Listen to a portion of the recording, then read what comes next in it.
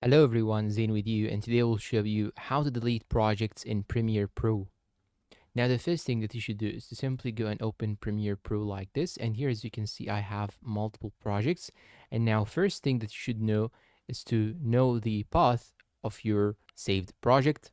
So you just have to hover over the project like so, and here you can see where exactly is your own project. So it's in users, so I will get to it. We just hover over the name of the project and it will show you exactly where you can find your project itself. So now I'm gonna go to this section, to the path.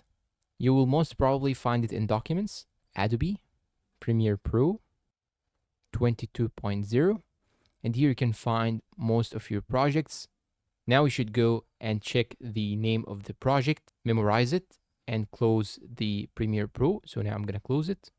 And here I can see this is my own project that I want to delete it. You just have to click on it with your left click of your mouse, then Shift plus delete and click on yes.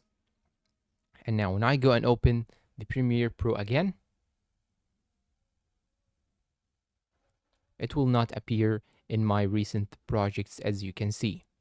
And that's all for today's video. If you find it helpful, please support us with like, subscribe, comment, share. Thank you for watching and goodbye.